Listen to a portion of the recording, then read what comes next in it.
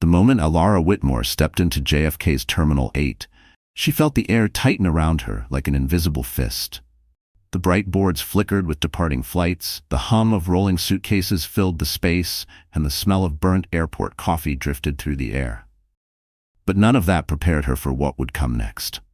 One flight, one aisle, one man who broke her, and another who unknowingly held her entire future. Her hand rested protectively on her swollen belly.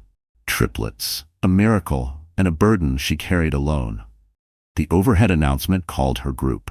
She lifted her chin, smoothed her jacket, and walked toward the boarding lane of the American Airlines flight to Los Angeles. She just needed to make this trip, just needed to secure a job so her 3 unborn children wouldn't enter a world already stacked against them. But fate had other plans. As soon as she stepped into business class, her steps faltered. Sitting comfortably in seat 4C, sipping champagne like life never touched him, was Trent Caldwell, her ex-husband. The man who'd thrown her out the night she told him she was having triplets. The man who drained their accounts before filing for divorce.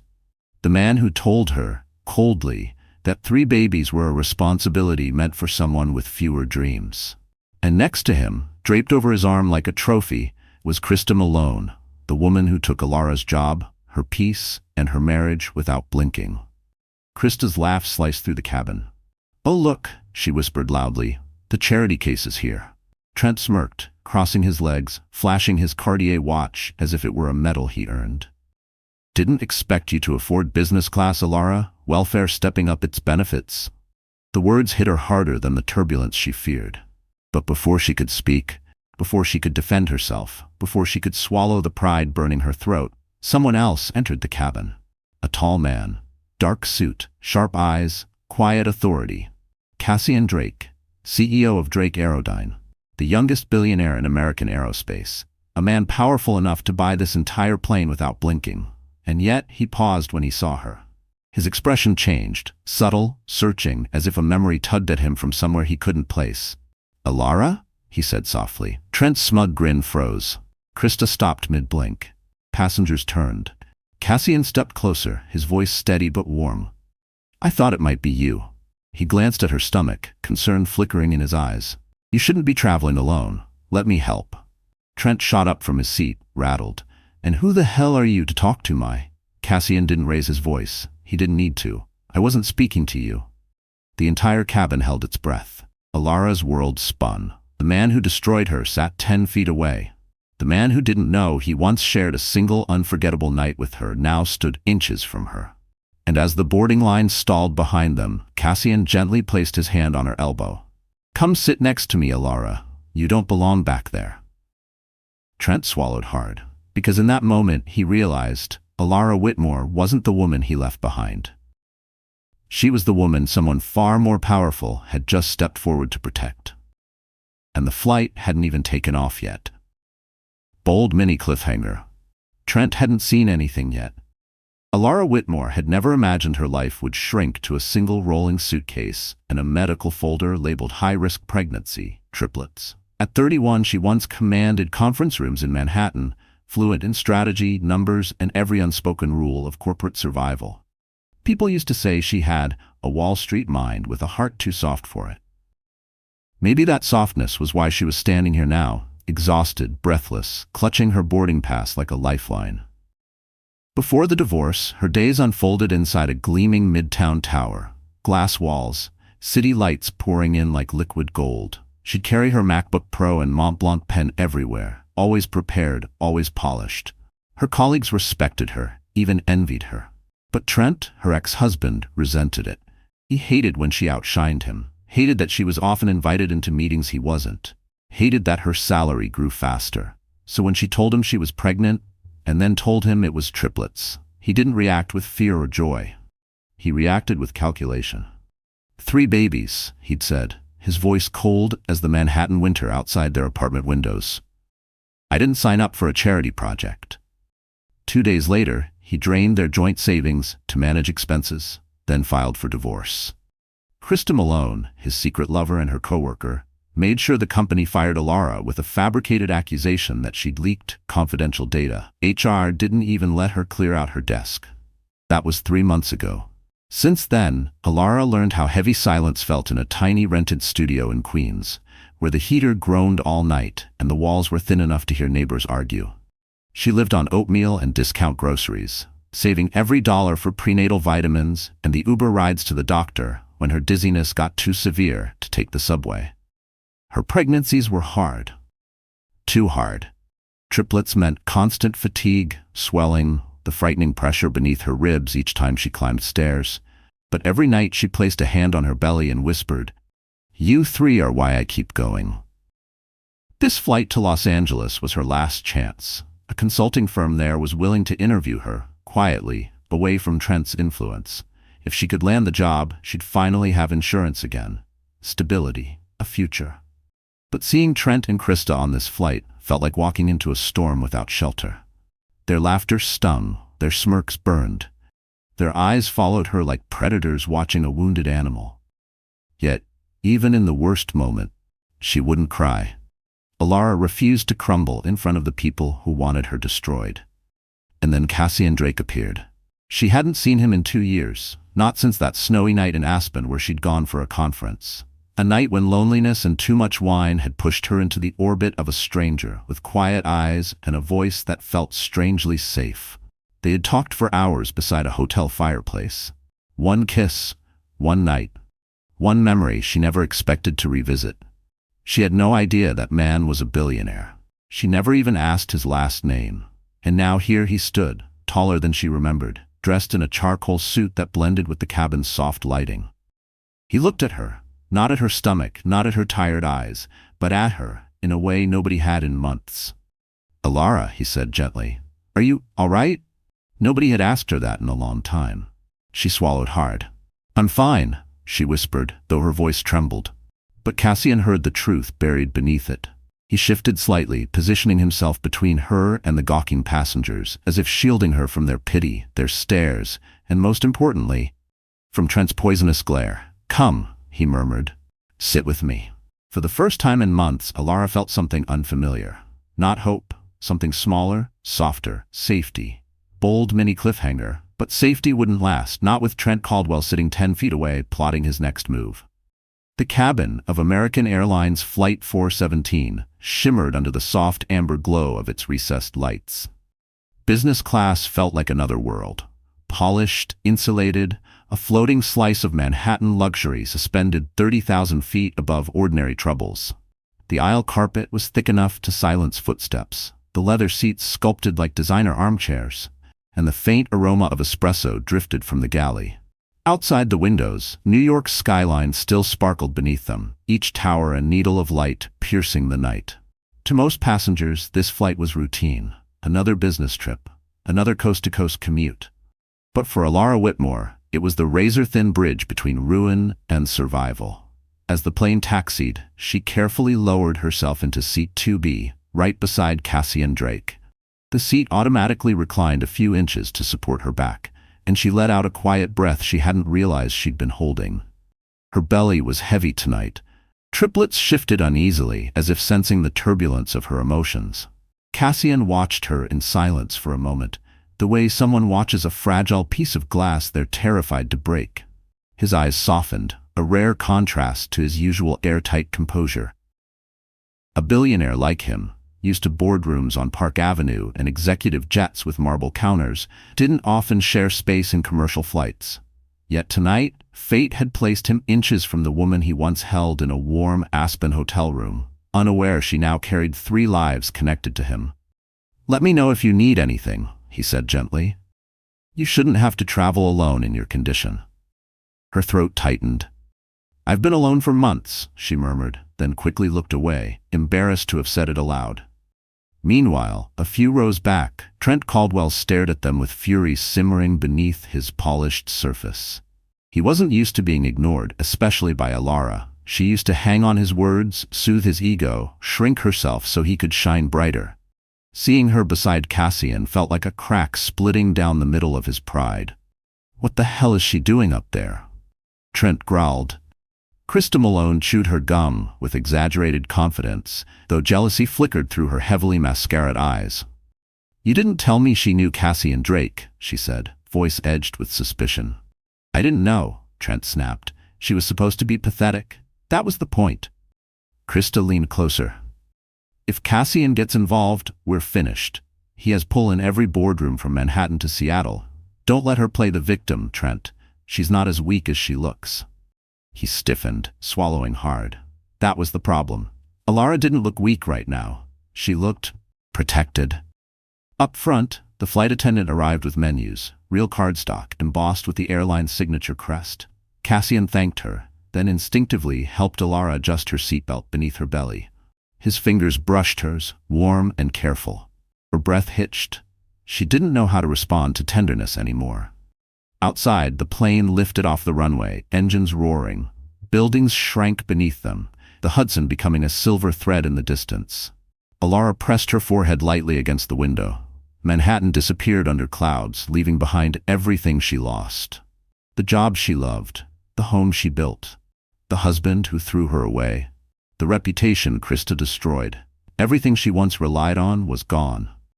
But as she turned back toward Cassian, his presence calm, steady, and strangely familiar, she realized something. She wasn't returning to the life she used to know. She was flying toward a truth bigger than anything she imagined. Bold mini cliffhanger. And somewhere behind them, Trent Caldwell unbuckled his seatbelt, ready to start a war at 30,000 feet. Trent Caldwell unbuckled his seatbelt with the self-importance of a man convinced the world still owed him attention. The plane had barely leveled off, but he was already rising from seat 4C, straightening the lapels of his navy blazer as if preparing for a performance. His Cartier glinted under the cabin lights, an accessory he used like a weapon, a reminder of the status he believed separated him from everyone else, especially Alara.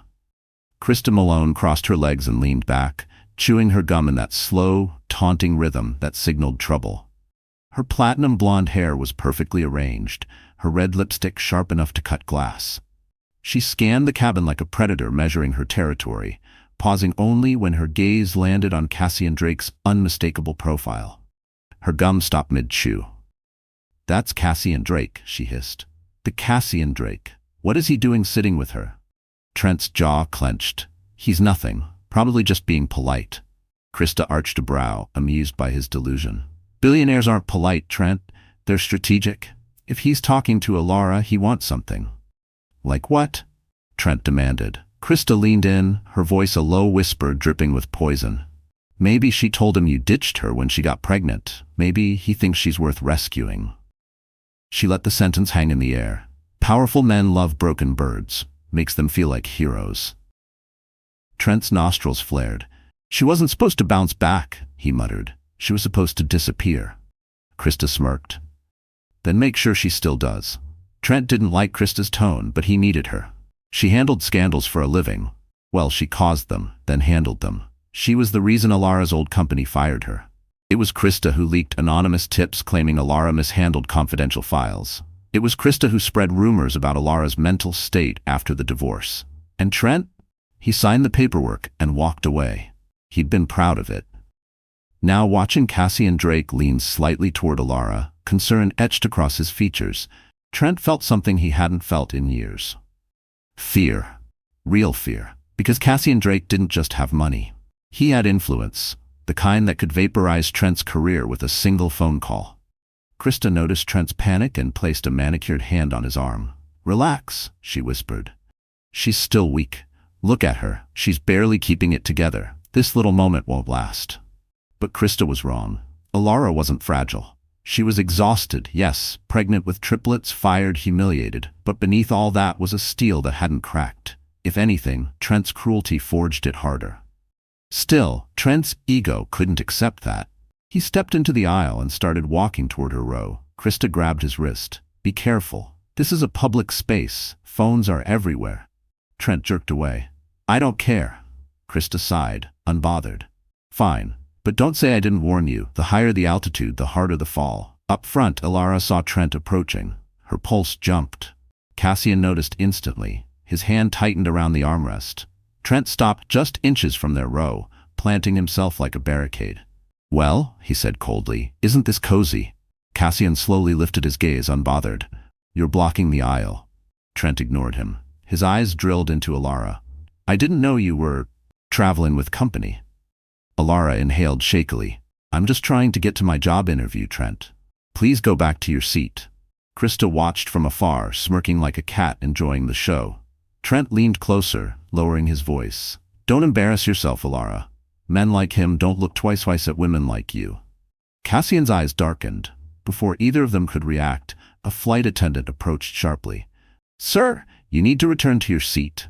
Trent straightened, plastering on a fake smile. Of course, I was just checking on my... You're disturbing other passengers, she cut in.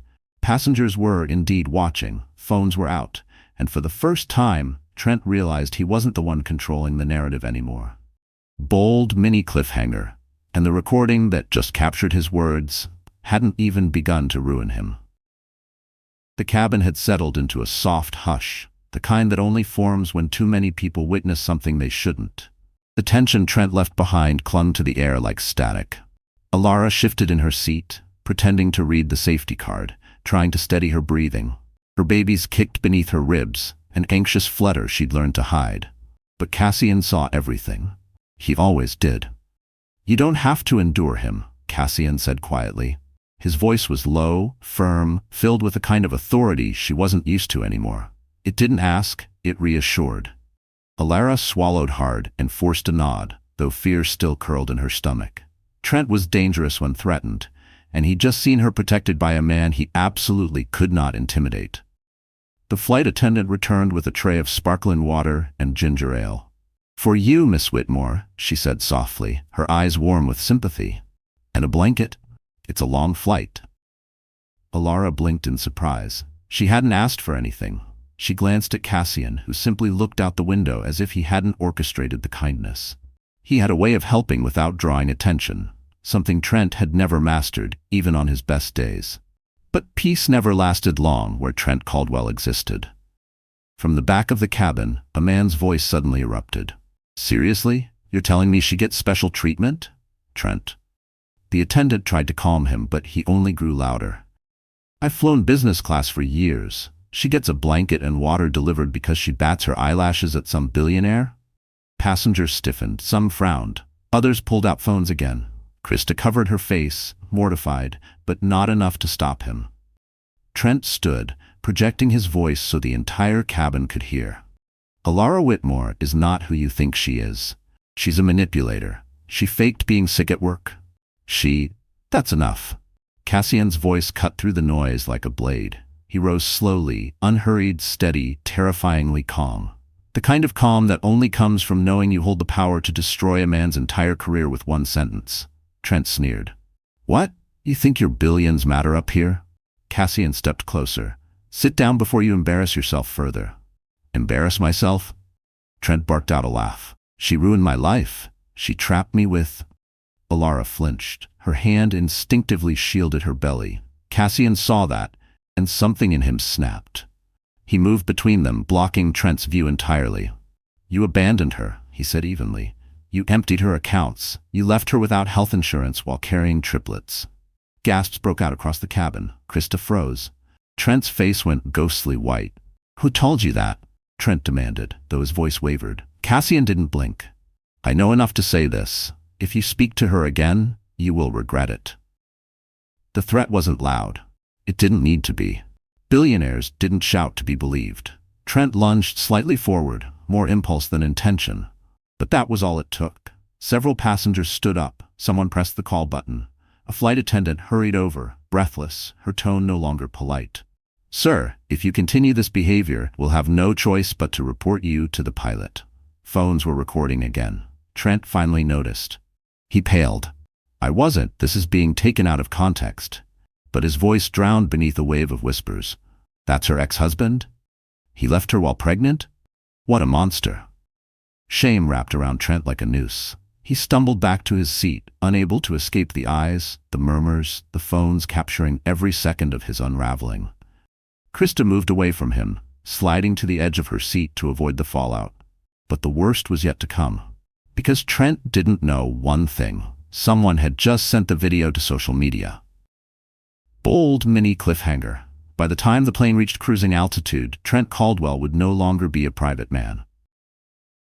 Alara had held herself together for months, through the divorce, the job loss, the humiliation, the loneliness, the impossible weight of carrying triplets alone. But now, with the plane humming steadily at cruising altitude and every whisper behind her tied to Trent's public meltdown, her body began to betray her. It started as a tightening across her abdomen, not painful, just pressure. Then another.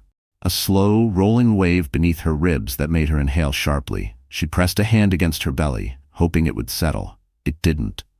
Cassian noticed instantly. "Alara," he murmured, leaning toward her. "You're breathing too fast. What's wrong?"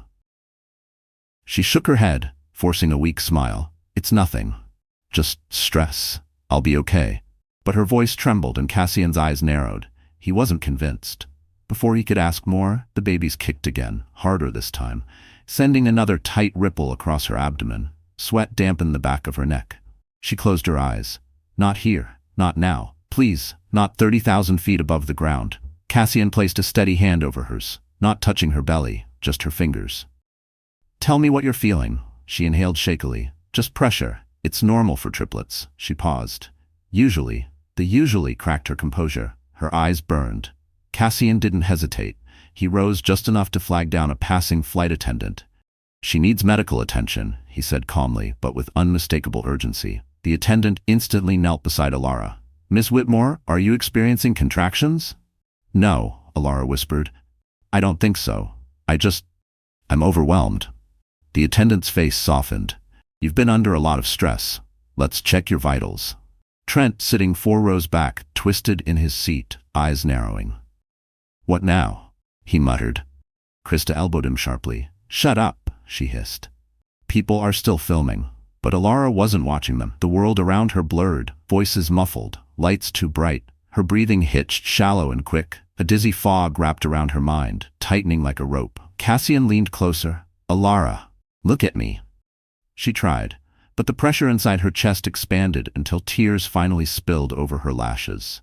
She covered her face, shoulders shaking, not with loud sobs, but with the quiet, heartbreaking collapse of someone who had held on for too long. Cassian gently pulled her hands down, his voice soft. "You're safe. Just breathe with me." Her breaths quivered. "I'm sorry," she whispered. "I didn't want anyone to see me like this." Cassian shook his head. "You've carried everything alone. It's allowed to be heavy." His words, simple, steady, cut through the fog like light. But the moment cracked open something deeper. "I lost everything," she whispered. "My job, my savings, my home. Trent took everything. And I kept telling myself I was strong enough, but I'm tired. I'm so tired." Her voice broke. Cassian's expression shifted. Not pity, not shock, but a quiet, controlled fury aimed nowhere near her. Behind them, a few passengers lowered their phones, guilt flickering across their faces. Suddenly, the drama wasn't entertainment anymore. It was a human woman breaking under a weight no one should carry alone. The flight attendant returned with water and cool compresses. "Your blood pressure is elevated," she said gently. "Try to relax. We're here with you." But Trent chose the worst moment to stand. "Unbelievable," he muttered loudly. "She's doing this for attention." Passengers gasped. Alara froze. Cassian rose so fast his seat creaked. He turned slowly, controlled, icy, lethal. "That's the last thing you will ever say to her," Cassian warned. Trent faltered, because Cassian's next words could dismantle a man. "And when we land in Los Angeles, your life is going to fall apart faster than you ever made hers." Bold mini cliffhanger. But what none of them knew, Alara's collapse had only just begun. Alara pressed the cool compress to her forehead, trying to steady her breathing as the plane droned through the night sky. The episode had passed, at least the worst of it, but her body still trembled with aftershocks. The babies shifted restlessly, responding to her stress. She whispered soft apologies to them, fighting the fear clawing at her chest. Cassian didn't leave her side.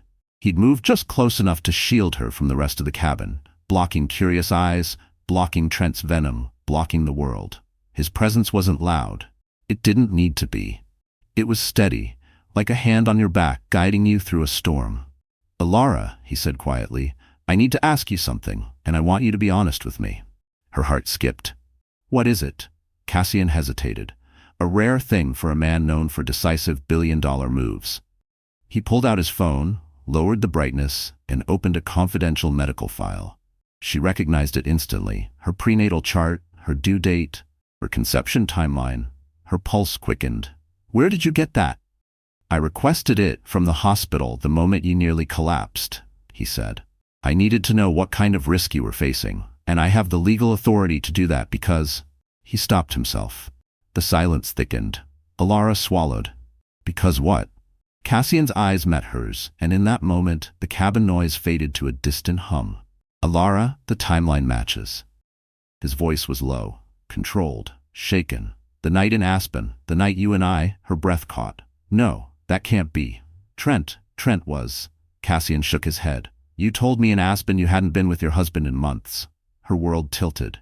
She remembered that winter night, snow falling against the hotel windows, the warmth of the fire, the rare moment she let herself feel wanted instead of criticized. A night she buried inside her memory the moment she returned to Manhattan and Trent's cold resentment. "I didn't think," she whispered.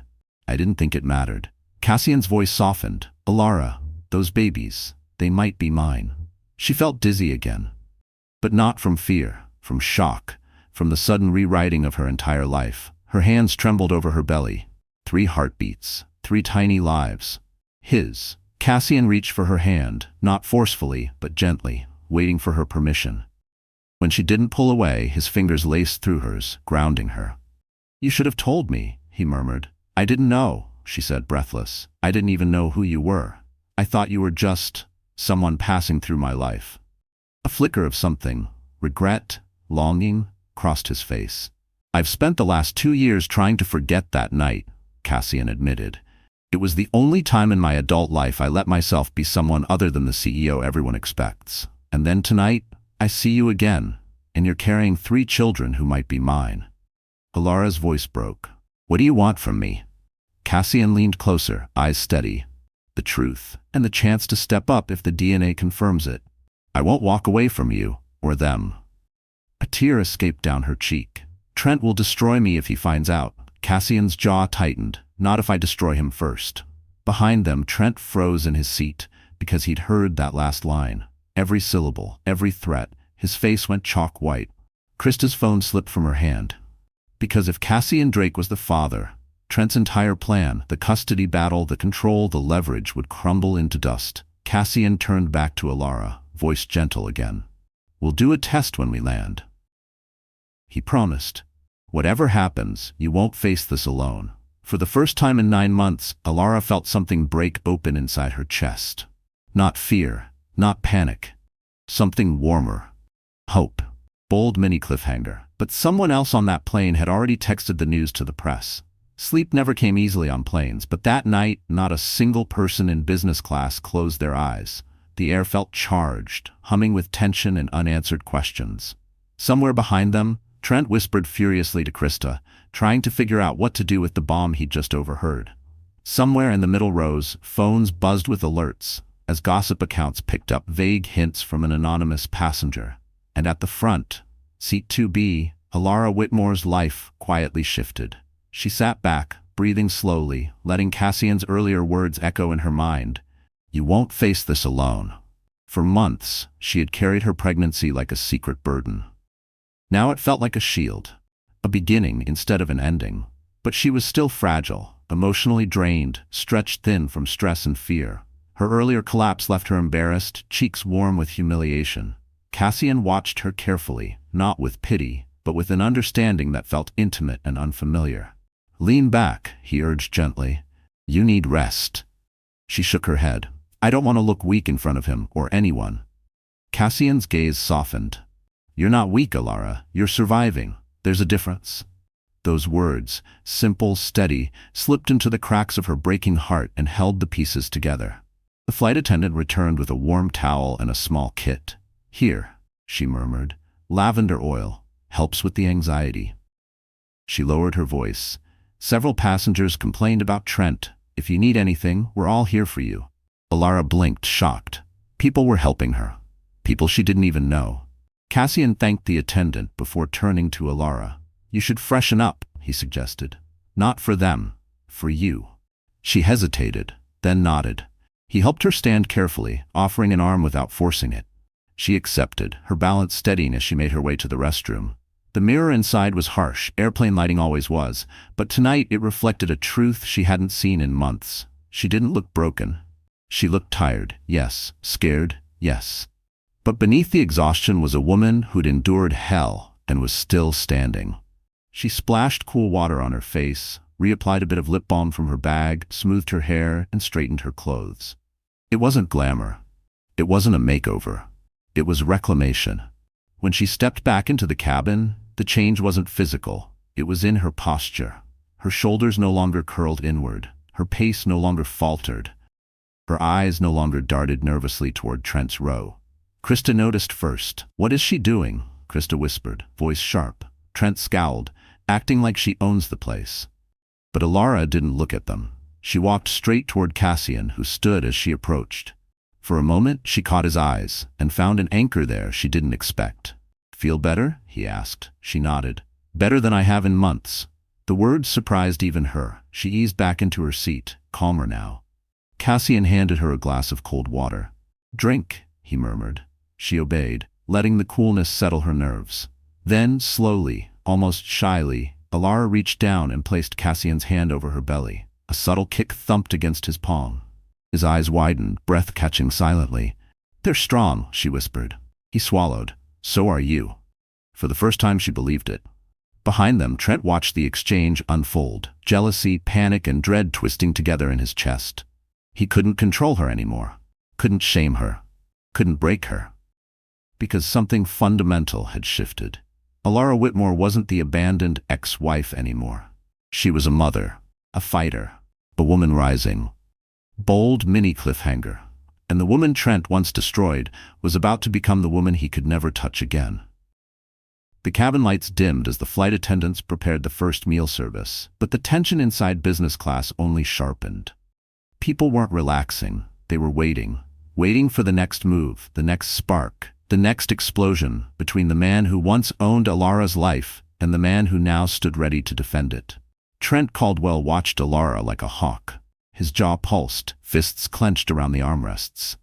Every time Cassian lifted a glass of water for her or adjusted her blanket, Trent's face tightened. He wasn't seeing a woman he left behind. He was seeing a future slipping through his fingers, a future he thought he'd control. Krista Malone sensed it too. She leaned toward Trent, lowering her voice to a harsh whisper. "You need to get ahead of this. Your reputation is already tanking online. That video of you yelling, it's everywhere." Trent's stomach dropped. "Everywhere?" She nodded. "Everywhere. And the comments, they're bad. People are saying you abandoned a pregnant wife. Sponsors will pull out, clients too." Trent's panic swelled. "Then help me fix it." Krista's smile was icy. "There's no PR strategy for behaving like human garbage." He glared at her, but Krista didn't flinch. She was slipping away from him. Calculating, cold, already drafting an exit plan. She didn't want to sink with a man going down in flames. Meanwhile, in the front row, Alara finally felt steady again. The meal tray before her sat untouched. She could only manage a few sips of ginger tea, but her posture remained composed, her breathing slow and controlled. Cassian had created a quiet oasis around her, shielding her with his presence, his voice, his quiet sense of command. The flight attendant returned to their row, but she wasn't carrying drinks this time. She held an iPad, a worried look shadowing her features.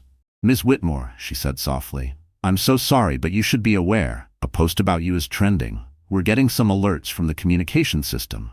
It seems to be about your ex-husband." Alara's chest tightened. "What kind of post?" She flipped the screen. There it was, the video, recorded from 3 different angles, edited by someone mid-flight, uploaded to every major platform, already at 1.7 million views. Trent Caldwell screaming at her, Trent calling her manipulative, Trent accusing her of faking her pregnancy, and Trent lunging toward her before the attendants intervened. All captured, all permanent. Cassian looked over the iPad, his expression turning glacial. "Who posted it?" The attendant hesitated. "It appears to be seat 9A. Cassian turned. Seat 9A was occupied by a teenage girl wearing a Stanford hoodie and holding her phone like a trophy. When she saw Cassian looking, she waved sheepishly. Sorry?" He was being a jerk. Cassian almost smiled. Trent turned pale. "I'll sue," he muttered. "I'll sue every single person who posted it." Krista snorted. You can't sue the entire internet. Alara's hand fluttered to her mouth, overwhelmed by the sudden avalanche of attention. I don't want all this. Cassian placed a calming hand over hers. You didn't choose this, he did. His voice wasn't loud, but it carried across the cabin. Passengers nodded quietly. A few offered sympathetic smiles. One older woman whispered, "You're very brave." Trent shot up from his seat. This is harassment? She's lying. I didn't abandon her. She abandoned me. He stormed into the aisle, raising his voice again. But this time, no one watched with curiosity. They watched with disgust. Even Krista. Even the flight attendants. Cassian rose slowly, tall, composed, terrifyingly calm. Sit down, Trent, he said, before you embarrass yourself even further. Trent pointed a shaking finger at Alara. This isn't over. Cassian stepped between them. Yes, he said softly, it is. Bold mini cliffhanger, because what awaited Trent in Los Angeles would end the life he once knew, permanently. The cabin lights glowed with a soft, late-night warmth as Flight 417 cut through the darkness toward Los Angeles. Most passengers had finally drifted into a half-sleep, but in the front row, Alara Whitmore sat awake, hands curled gently over her belly, breath even, mind strangely calm. Calmer than she had felt in months. Her entire world had trembled earlier. Trent's insults, his rage, her panic attack, the revelation about Cassian, the viral video, the pressure, the humiliation, the fear, all of it had crashed into her at once. But now, in the quiet hum of the darkened cabin, something else rose inside her. Resolve. Not anger, not vengeance, something cleaner, sharper, a promise to herself, one she should have made long ago. Cassian sat beside her, his arm relaxed across the armrest, his eyes half closed but his attention still on her, attuned to every small movement. You're quiet, he murmured. I'm thinking, she replied softly. About? Alara looked out the window at the horizon. Dark, endless, yet somehow full of possibility. About who I became when I was with Trent, and who I want to be now. Cassian turned toward her fully. And who is that? She exhaled slowly, as if releasing months of suffocated hope. A mother who isn't afraid, a woman who doesn't shrink herself, someone my babies can look up to and say she fought for us. Cassian's expression warmed, truly warmed, slowly, like a sunrise. You already are. She shook her head gently. Not yet. I've been surviving, not living. I want to change that. Her voice gained strength, surprising even herself. Trent spent years telling me I was small, that I needed him, that no one else would ever want me. She paused, emotion tightening her throat. I believed him for too long. Cassian leaned closer. You are not small, Alara. You never were. And now, she said, eyes glistening but steady, I'm done letting him define me. Cassian watched her with a mix of admiration and something deeper, something he hadn't let himself feel in a very long time. Good, he said softly, because once we land, everything changes. Alara blinked. Changes how? Cassian hesitated, not from uncertainty, but from choosing his words carefully. If the DNA is what I think it is, I'll take responsibility, fully, not out of guilt, but out of choice. Alara's breath hitched. Cassian? I'm not expecting anything from you, he added quickly. Not trust, not affection, not a place in your life, just the chance to do what's right. Her chest tightened in a way that wasn't painful this time, just overwhelming. You haven't even asked if I want your help, she whispered. He smiled faintly. You don't have to ask. I'll be here anyway. She looked away, overwhelmed by the sincerity she wasn't used to, the gentleness she feared she didn't deserve. But then a movement caught her eye. A woman from across the aisle, middle-aged, elegant, with a pearl bracelet and a warm smile, leaned slightly toward her. Dear, she said softly, I saw what happened earlier. I just want you to know, you handled yourself with more grace than most people could. Alara flushed in embarrassment. I didn't feel graceful. The woman smiled kindly. Grace isn't about looking strong, it's about standing back up, and you did. Cassian nodded, as if seconding the sentiment. Alara absorbed their words, letting them settle into the deepest parts of her. For months she had lived in shadow, shrinking under fear and exhaustion. But now, on a plane slicing through the night, she felt herself unfolding again. I won't hide anymore, she whispered. Good, Cassian replied. Because Trent is about to face consequences he never saw coming, and you? He paused, a rare softness easing into his voice. You're about to rise. Bold mini cliffhanger.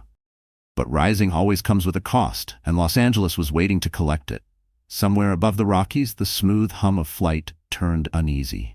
A low rumble rolled beneath the aircraft, barely noticeable at first, just enough to vibrate the glasses on the meal trays. Alara didn't think much of it until a sharper jolt followed, rocking her gently in her seat. Then another. The seatbelt sign chimed. Passengers straightened. Even the air seemed to hold its breath. Cassian's eyes snapped open as he instinctively braced a hand on the armrest. That wasn't normal turbulence, he murmured. Before Alara could respond, a sharp, twisting pain rippled across her lower belly, different from the earlier pressure. Deeper, more insistent. She sucked in a breath, fingers curling around the seat. Cassian's attention immediately shifted. Alara, talk to me. Her face blanched. Something's wrong. She tried to breathe through it, but the pain tightened again, harder this time, forcing a small cry from her throat. Passengers nearby turned. Cassian pressed the call button instantly. We need medical assistance. Now.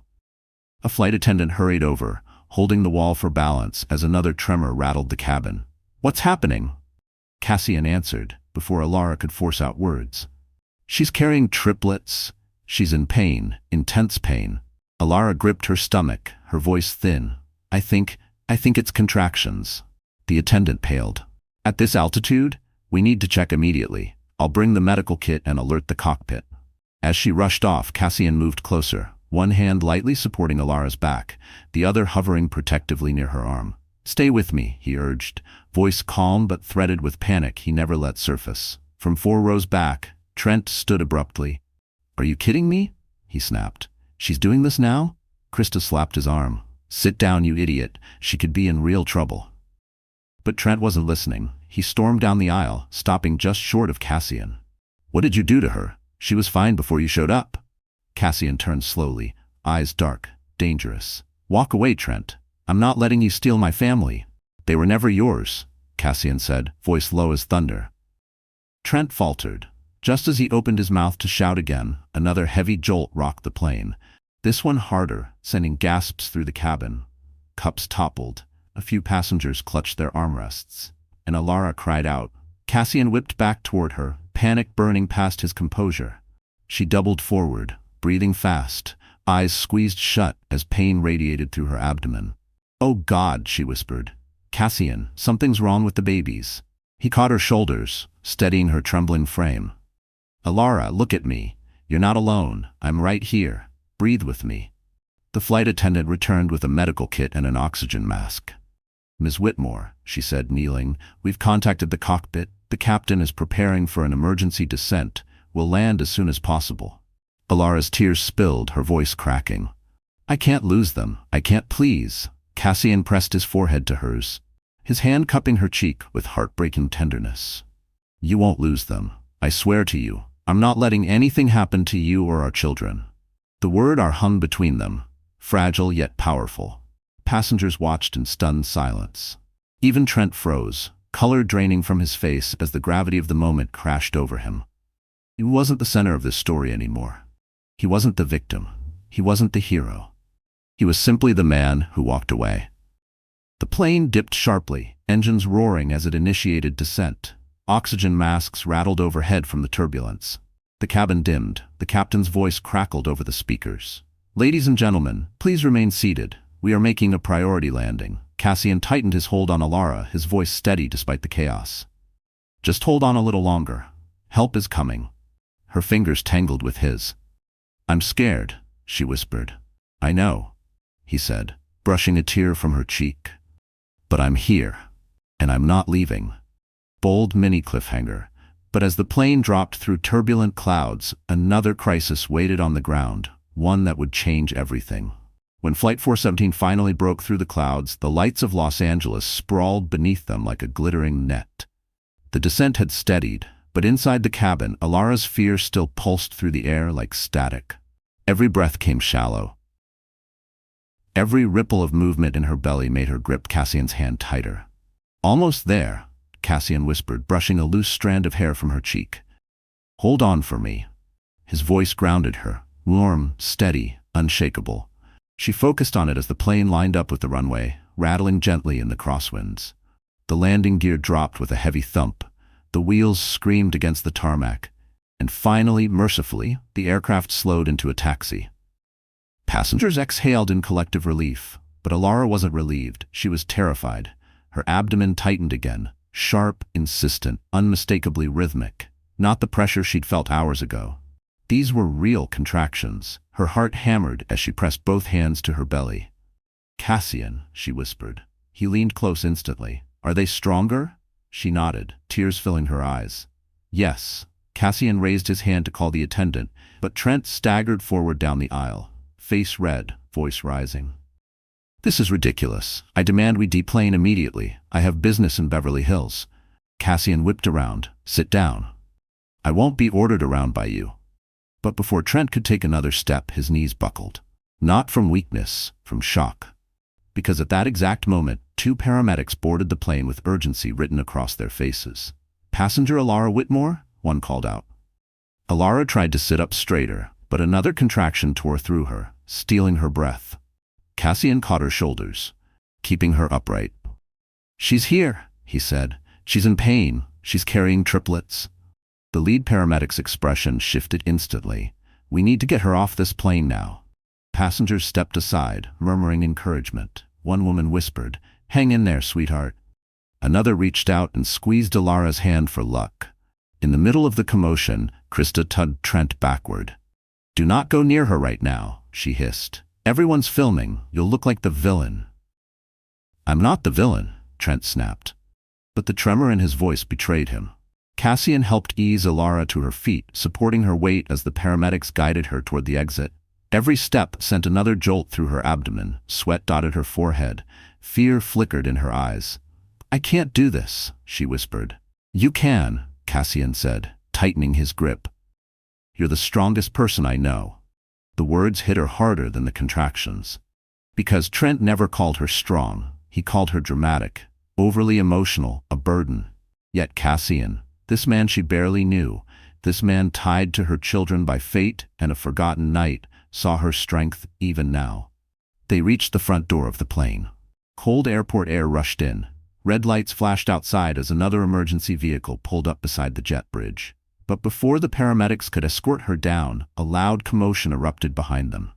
A second plane door had opened farther down the fuselage, and airport police rushed aboard. Passengers whispered. Cassian turned sharply. The officer spoke with crisp authority.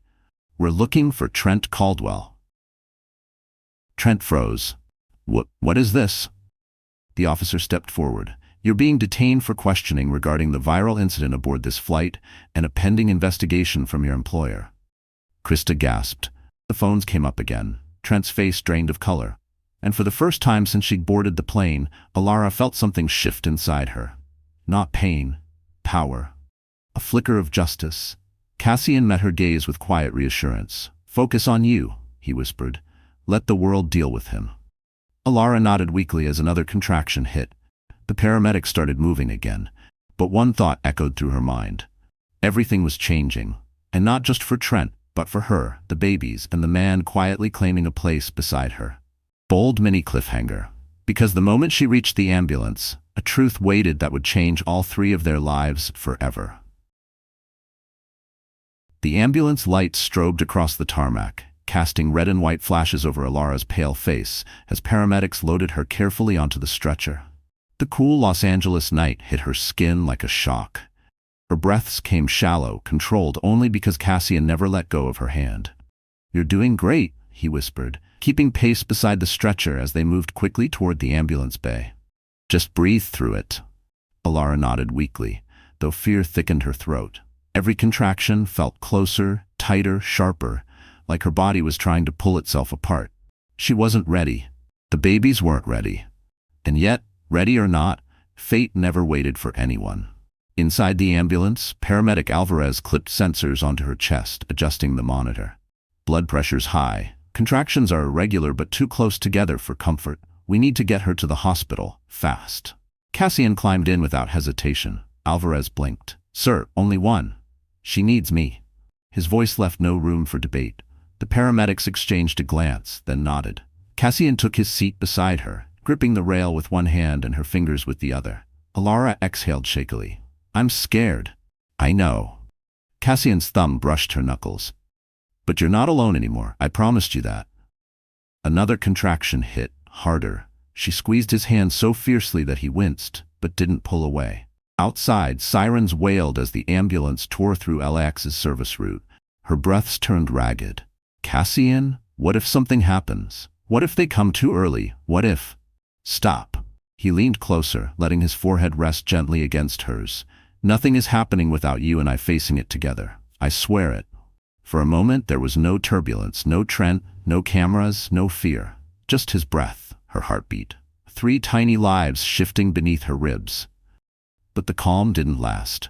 Alvarez frowned at the monitor. Her stress levels are spiking. We need to keep her conscious and calm. Miss Whitmore, do you have any history of trauma we should know about? Alara closed her eyes, her breath faltering. She didn't want to revisit it now. Not here. Not in front of Cassian. But the memories clawed their way out anyway. My ex-husband, she whispered. He used to yell. Slam doors. Blame me for everything. The night I told him about the triplets, he told me I ruined his life. Cassian's jaw tightened, rage simmering beneath his steady exterior. Alara's voice trembled. He said no man would ever want a woman carrying that many babies, that I should be grateful he didn't leave sooner. Cassian looked as though someone had punched the air from his lungs. Alara, he said softly, look at me. She did. That man didn't see you, not the way I did, not the way I do. You were never the burden, he was. Her lips trembled. And if these children are mine, he continued carefully, then you need to know something. Her breath caught. What? Cassian hesitated, not because he doubted his words, but because saying them out loud would change everything. That night in Aspen, I wasn't running from a company meeting. His voice lowered. I was running from an engagement. Alara blinked. You were engaged? I called it off the morning after we met, he confessed. Not because of you, because meeting you made me realize how wrong that life was, how much I'd been pretending. Silence rippled through the ambulance. Shock, fear, hope, all collided inside her. Why are you telling me this now? She whispered. Cassian's gaze softened with something unmistakable. Because the truth is, I never forgot you. Not for a single day.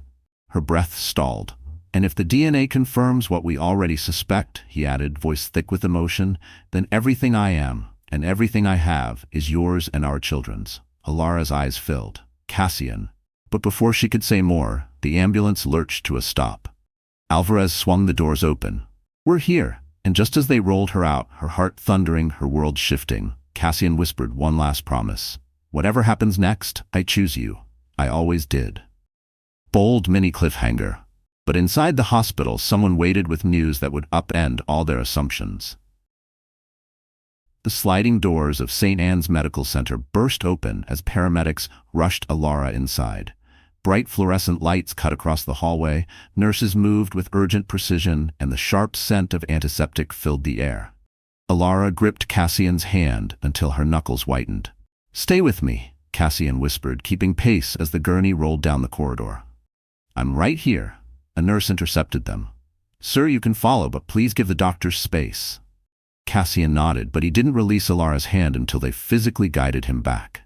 Alara reached out desperately as the doors swung closed behind her. Cassian, I'm here, he called as the doors shut. And then she was gone behind glass. Cassian exhaled, pacing the hallway like a caged storm. His coat still smelled faintly of jet fuel and lavender oil from the compress he'd held against her head on the plane. His mind raced. Triplets, early contractions, stress, danger, too much danger. A doctor approached with brisk steps. Mr. Drake? Cassian stepped forward. How is she? Stable, the doctor said. But we're watching her closely. Stress-induced contractions can escalate quickly with multiples. Cassian nodded, jaw clenched. I want the best team you have on her. You already have them, the doctor assured. But there's another issue. Cassian stiffened. What issue? The doctor lowered his voice. Someone is already here requesting access to her medical information. Someone claiming to be her spouse. Cassian's blood went cold. Trent, the doctor continued. He was belligerent. Security removed him from the maternity floor, but he's refusing to leave the hospital. Cassian's eyes narrowed, darkness flickering behind them. He comes near her again, and I'll... Mr. Drake, the doctor cut in gently, let security handle him. You need to stay focused on Miss Whitmore. Cassian inhaled sharply. forcing himself back under control. Before he could respond, another voice called from down the hall. "Cassian!" A woman hurried toward him. Dr. Mara Livingston, the hospital's chief geneticist and a longtime colleague of his company's research team. She held a sealed envelope in her hands. His breath faltered. "The DNA results. You told me to rush it," she said. "I have the preliminary panel." Cassian swallowed hard. "And?" Dr. Livingston glanced around. "Let's sit." "No," Cassian said. "Tell me." She hesitated. "Cassian, the results are complicated." That word sliced through him. "Complicated how?" "The probability is extremely high, almost indisputable. The genetic markers match your profile on over 98% of the panel." Cassian's knees nearly gave out.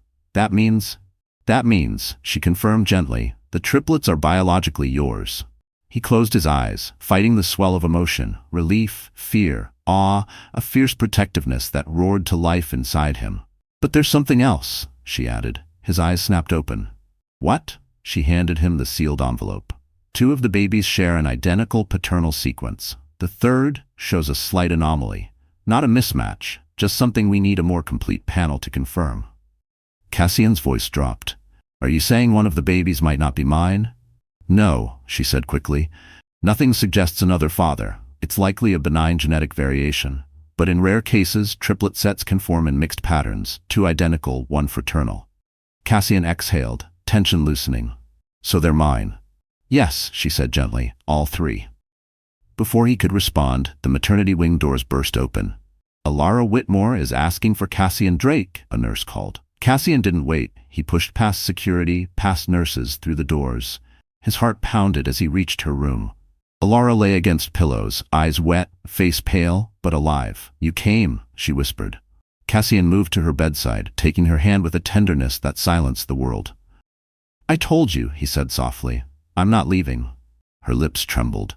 "Did they say anything about the babies?" Cassian brought her hand to his lips. "Yes," he whispered. "And I need to tell you something important." Bold mini cliffhanger. Because the truth he carried into that hospital room would redefine everything they thought they knew about their future. Alara lay propped up on soft hospital pillows, one hand resting protectively over her belly, while the monitors beeped steadily beside her. Her color had improved, her breathing softer now, but her eyes still carried a lingering fear, the kind that only began to fade when Cassian stepped into the room and closed the door behind him. "Talk to me," she whispered. "What did they say?" Cassian sat beside her, his expression a quiet mixture of awe and responsibility. For a moment, he simply held her gaze, as if memorizing her face before speaking the truth that would bind their lives together forever. "The DNA test came back," he said softly. Alara's breath hitched. "And?" Cassian reached for her hand and placed it gently against his chest, right over his heartbeat. "They're mine, Alara, all three."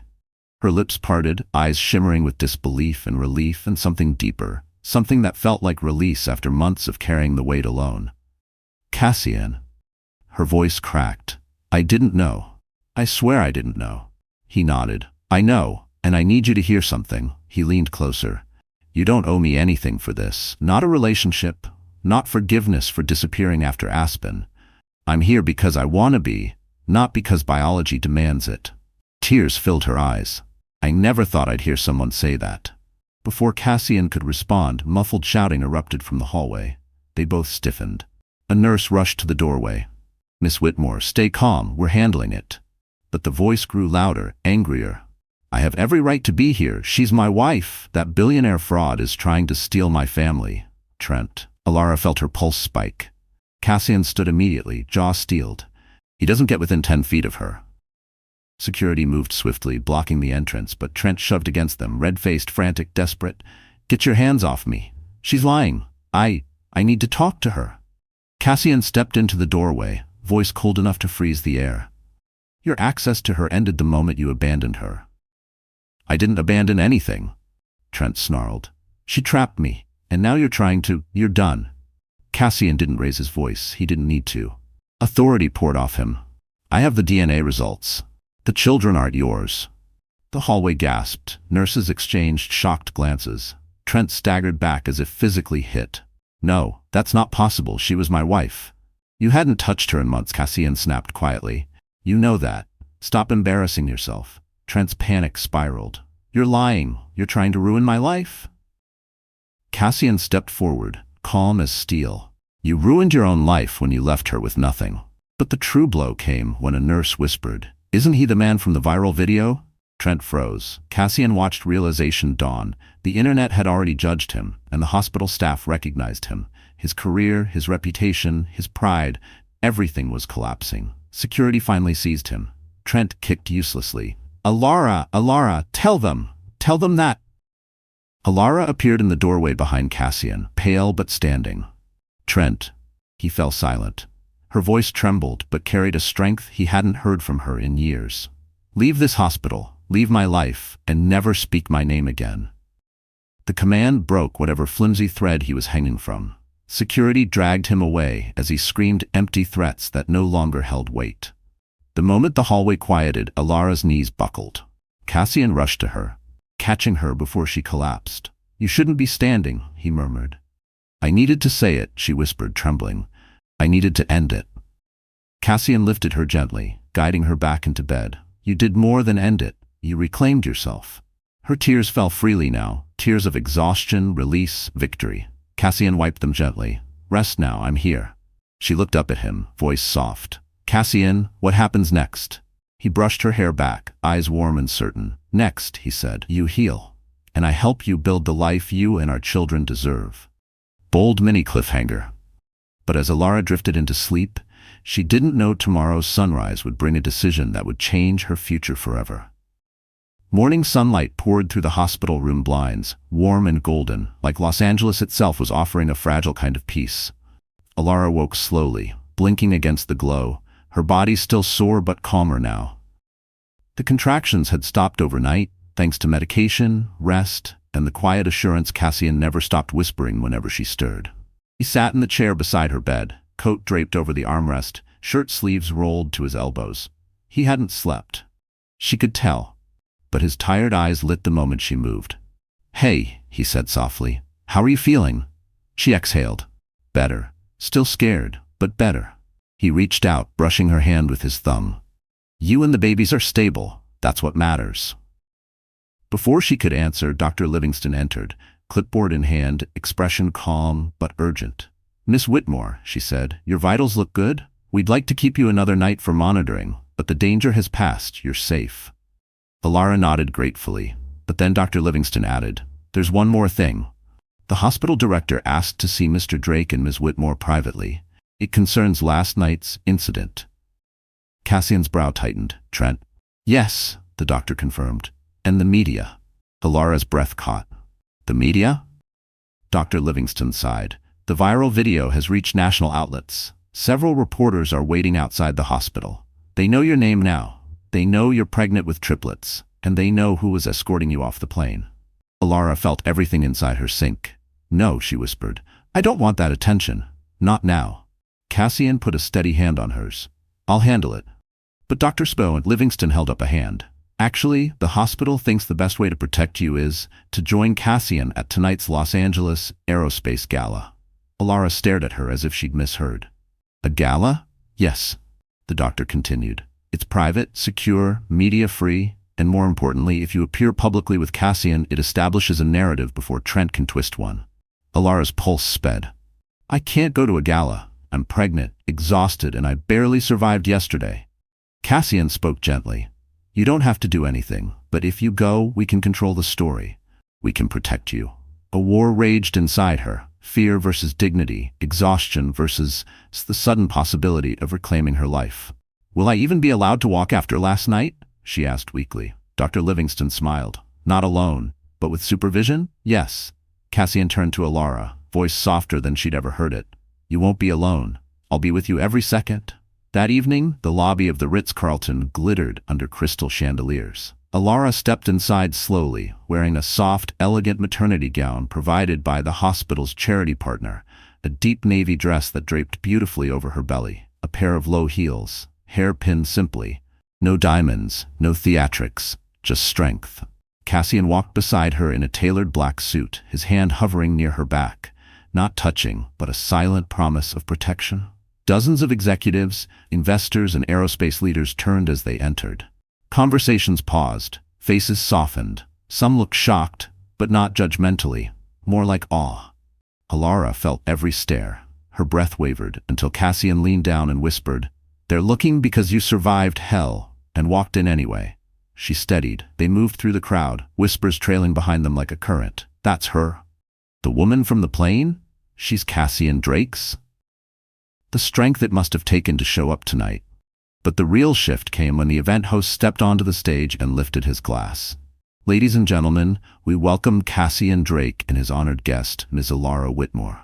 A woman whose courage reminds us that true resilience is not forged in boardrooms, but in the storms life throws at us."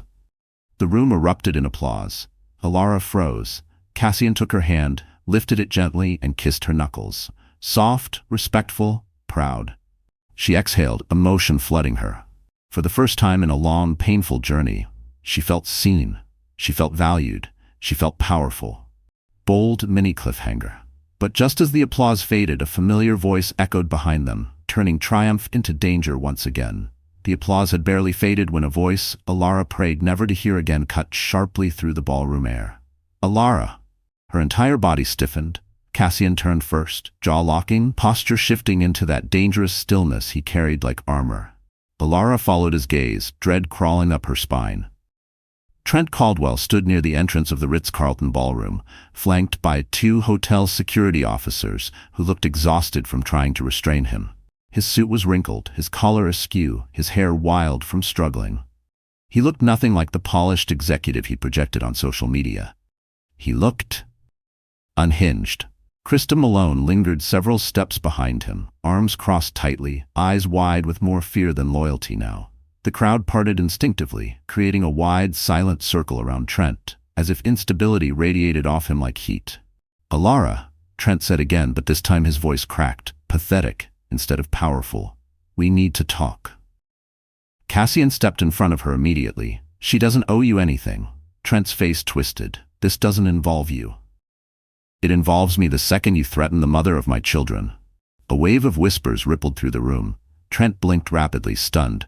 "Children? You're—" No, she's lying. She's trying to replace me." Cassian remained calm, deadly calm. "We have the DNA results." The color drained from Trent's face. Cassian continued, voice even and sharp. "You're not the father. You never were." Gasps echoed through the crowd. Phones quietly lifted. Reporters, though barred from the ballroom, had already slipped inside under the guise of corporate guests. Every word was being recorded. Trent shook his head violently. No, this is a setup. She's manipulating you. She manipulated me for years." Alara finally stepped forward, unable to let him rewrite her story again. "Trent," she said softly, but firmly. "Stop." The single word froze him. She continued, voice trembling but clear. "You didn't love me. You didn't want me. The only thing you ever cared about was how I looked standing next to you. When I told you about the babies, you didn't hesitate. You abandoned me." "That's not." "You drained our accounts," she said, louder now. "You threw me out of our home. You told me no man would ever want me carrying triplets." More whispers, more shock. A woman in the crowd dabbed tears from her eyes. Trent's mouth opened, but no sound came out. Alara inhaled deeply, gathering the last pieces of courage she'd been rebuilding since the moment she boarded that awful flight. "You didn't break me," she said. "You just freed me to find someone who actually sees me." She reached for Cassian's hand. Not dramatically, not with theatrics, but with quiet, steady certainty. The gesture gutted Trent. The room watched as he shook, realizing too late that the world he'd carefully built on lies and ego had collapsed. He tried one last desperate attempt. "Alara, please.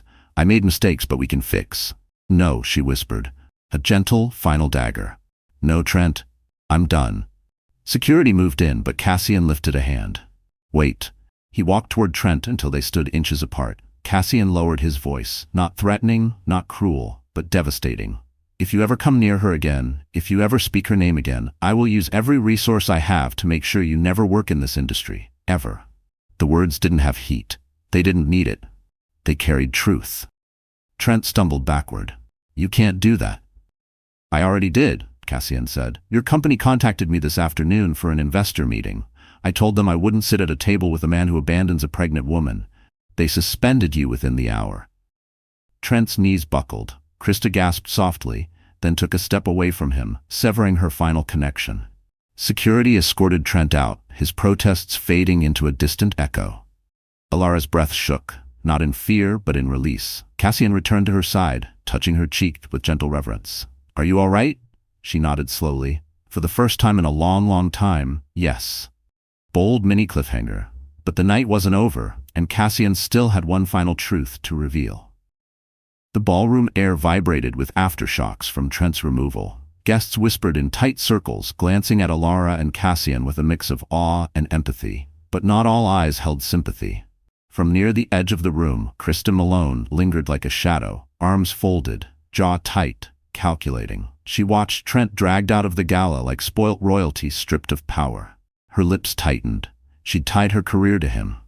Wrong bet, and the crash was only beginning. Cassian guided Alara to a quieter corner of the ballroom, away from the eyes and murmurs, though cameras discreetly captured every step. He set a hand on her back, light, steady, protective. "You handled that with more dignity than he deserved," he murmured. Alara exhaled shakily. "It felt like the first real breath I've taken in months." Cassian smiled softly, but the emotion behind his eyes suggested there was more he wanted to say, something he was holding back. Before he could speak, a ripple passed through the room. A man in a silver tuxedo whispered something to the event host, who stiffened and turned toward Krista. Moments later, the host tapped the mic. "Ladies and gentlemen, apologies for the interruption, but there is a matter that needs to be addressed regarding a violation of confidentiality and misconduct within the aerospace industry." Alara's head snapped up. Krista's expression flickered. For the first time that evening, she looked genuinely frightened. The host continued, "Recent evidence has come to our attention involving deliberate falsification of internal reports and the sabotage of a former employee within the Manhattan office of our partner firm." Murmurs erupted. Cassian's jaw tightened. "Alara Whitmore," the host said, turning toward her, "this concerns you." The room erupted with gasps. Alara froze, breath caught, panic briefly flickering before Cassian stepped closer, grounding her with his presence. The host lifted a tablet. "We have documented, time-stamped emails and audio files provided anonymously. They confirm that Ms. Krista Malone orchestrated a smear campaign that led to Ms. Whitmore's wrongful termination." A collective inhale swept the ballroom. Cassian's face went cold. Alara's heart thudded. "What?" Krista tried to step back, but two event security guards blocked her retreat. "I didn't. This is taken out of context," she sputtered. But the host tapped a button. Krista's voice filled the ballroom speakers. "Make sure the leak points to Alara. She'll break under pressure. Trent wants her gone, and I want her job." Silence hit the room like a stone dropped into water. Krista paled. That recording is illegal. She's lying." But no one believed her. A CEO from a nearby firm stepped forward. "Ms. Malone, sabotage of a colleague during a high-risk pregnancy is not just unethical, it's criminal." Krista's voice collapsed into frantic whispers. "You don't understand. Trent promised." "Trent can't save you," Cassian said, voice steady and sharp as glass. "No one can." Security escorted Krista toward the exit. Her heels clicked against the marble floor, each step punctuated by the murmurs of everyone she once tried to impress. She looked like a fallen star, burning out in real time. As she passed Alara, she spat through tears. "You were never meant to win." Alara's expression held no bitterness, just quiet strength. "I didn't win," Alara said softly. "You lost yourself." Security pulled Krista away as she dissolved into sobs. The room erupted with applause, loud, cathartic, triumphant. This wasn't Alara being pitied. This was justice unfolding in a chandelier-lit ballroom. Cassian turned to her, pride glowing in his eyes. "It's over," he said. Alara exhaled, trembling with relief. "For the first time, I believe that." But Cassian wasn't finished. He touched her hand, voice lowering.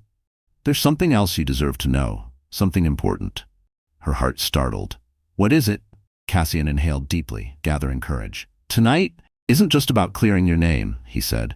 "It's about giving you back the future that was stolen." Bold mini cliffhanger.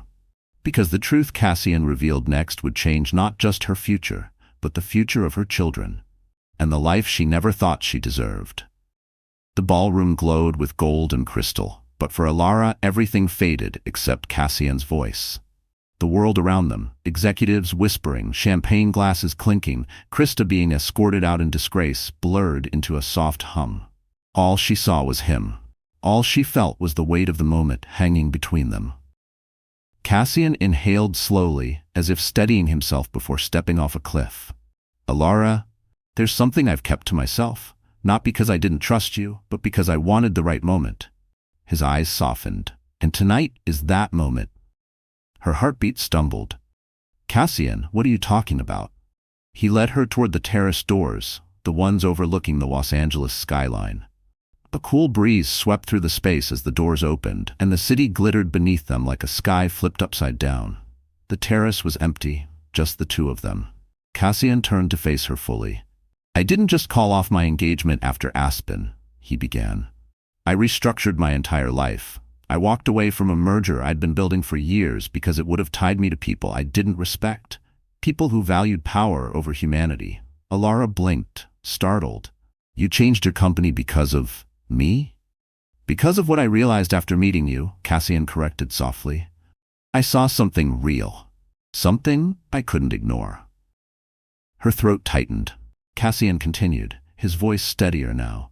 When I learned you were carrying triplets, when I thought for one moment they might be mine, it didn't scare me. It felt like the universe was giving me another chance to choose something good. Something honest.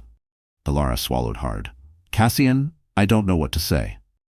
You don't have to say anything yet. He held her gaze, unwavering. Just listen.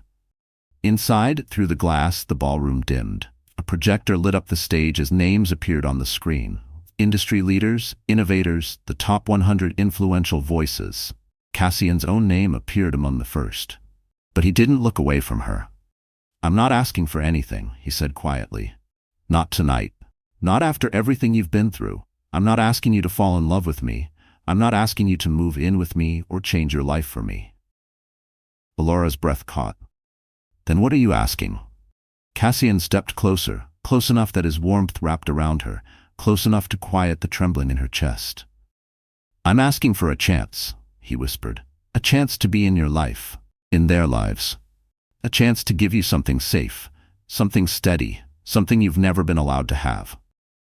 Emotion crashed through her, fear, hope, longing she'd buried so deeply she didn't recognize it at first. Cassian, her voice broke. I'm scared. Everything in my life falls apart when I trust someone. He gently touched her cheek. Then let me be the first thing that doesn't fall apart. The city lights flickered across her skin. Her eyes glistened. Inside the ballroom, the doors burst open suddenly. A rush of noise spilled out. Cheers, applause, commotion. Someone shouted Cassian's name. Alara, Cassian, a staff member panted. You two, you need to see this. They returned inside, still hand in hand. On the massive projector screen behind the stage was an image. Alara Whitmore at the gala, standing tall beside Cassian Drake, and beneath it, in crisp gold lettering, Aerospace Insider magazine, Alara Whitmore, nominee for the 2025 Courage and Integrity Award. Alara froze, the room erupted in applause. A wave of emotion hit her so hard she almost buckled. Cassian steadied her. They're honoring you, he whispered, for surviving, for standing up, for everything. Tears filled her eyes, not of pain, not of fear, but of something she hadn't felt in over a year. Pride. Belonging. Worth. She turned to Cassian, voice trembling. Why? Why would they nominate me? Cassian smiled softly. Because the world finally sees what I've seen since the moment I found you on that plane. Bold mini cliffhanger. But the night was not over, because Cassian was about to make a choice that would change all four of their lives forever. The ballroom's golden lights dimmed into a soft twilight glow as the crowd continued applauding Alara's nomination. She stood there trembling, not from fear, but from the overwhelming realization that she was no longer invisible, no longer trapped in a life built by someone else's cruelty. Cassian stepped closer, his presence warm, steady, anchoring her as she blinked back tears. Alara, he whispered, this is only the beginning. Before she could respond, the host tapped the microphone again. Ladies and gentlemen, before we conclude tonight's ceremony, we have one final moment to honor. Alara felt Cassian's hand tighten around hers. The host smiled toward them. Mr. Cassian Drake has requested the floor. A ripple of excitement spread through the audience. Phones lifted. The air grew expectant. Cassian turned to her, his eyes soft with a mix of nervousness and devotion she'd never seen in him before. "Alara, I need you beside me." He led her slowly toward the stage, guiding her carefully up the steps so she wouldn't strain her balance. When they reached the center, he didn't face the crowd, he faced her. "Alara Whitmore," he began, voice strong but trembling at the edges. "You walked into my life once by accident, and fate brought you back to me in the most unexpected, terrifying moment imaginable." She tried to speak, but he gently shook his head, asking her to let him continue. "I watched you fight through fear. I watched you protect children who didn't choose the circumstances of their life. I watched you stand tall against lies, manipulation, and cruelty. And tonight, I watched you reclaim your dignity in a room full of people who once would have overlooked you." Alara's chest tightened painfully with emotion. Cassian took a breath, stepped closer, and cupped her hand between both of his. "You told me you were scared to trust, scared everything would fall apart again. But Alara, I am not Trent, and I will never be a man who leaves you alone in the dark." Her lips parted, another tear slipping free. Cassian sank slowly to one knee. The room gasped. Alara froze, heart thundering in her chest as if trying to break free. Cassian looked up at her with a tenderness so powerful it nearly unraveled her. "I'm not asking you to rush. I'm not asking you to pretend we're something we're not ready for. I'm asking you to let me be your partner, your support, your safest place. And if you're ready, I'm asking you to marry me." The ballroom erupted, cheers, gasps, applause, but all Alara heard was her own heartbeat echoing in her ears. Cassian continued, voice steady, eyes locked on hers. "No matter what you choose, I'll be here. For you, for them, for the family we didn't plan, but that I'm ready to honor with everything I have." Alara's breath shook. "Cassian, Her hand drifted to her belly. The babies fluttered gently beneath her palm, as if responding to the moment. Then she looked down at the man who had fought for her, protected her, believed her, and saw her in ways Trent never could. "Yes," she whispered. "Cassian, yes." A collective cheer swept the ballroom like a warm wave. Cassian stood quickly, gathering her carefully into his arms. He kissed her, not with urgency, but with reverence, like she was something sacred. Alara felt herself finally exhale, not in fear, not in defeat, but in peace. Hours later, as they stepped out onto the terrace again, the first hints of sunrise painted the Los Angeles sky in amber and rose. Cassian wrapped an arm around her shoulders. She leaned into him, resting her cheek against his chest, listening to the steady rhythm of a man who had chosen her fully. "I feel free," she whispered. "You are," he murmured. "You always were. Now the world knows it too." Below them, the city glowed. Behind them, justice had been served. And ahead of them, a future built not on fear, but on love, healing, and the family she had fought so hard to protect. Bold mini cliffhanger. Because sometimes the most unexpected flight leads you exactly where you were meant to land. All right, my wonderful friends. The story has come to an end. And if you are still here, right now, then something in this journey must have touched your heart in a way that words alone cannot explain. Maybe it reminded you of your own battles, your own heartbreak, your own moments where you had to stand back up after the world tried to break you. This story isn't just about love or revenge. It's about rebirth, about remembering that. As Marcus Aurelius once wrote, the impediment to action advances action. What stands in the way becomes the way. Alara's pain didn't end her. It shaped her. It carved space for something stronger, kinder, and truer to enter her life. And that's something each of us can carry into tomorrow. You are allowed to start again. You are allowed to choose peace. You are allowed to heal, slowly, gently, bravely. So if this story reached you, stay with us. Like this video, share it with someone who needs a reminder of their own strength. And don't forget to subscribe so we can walk through more stories, more healing, more courage, together. You're not alone here. We're right here with you.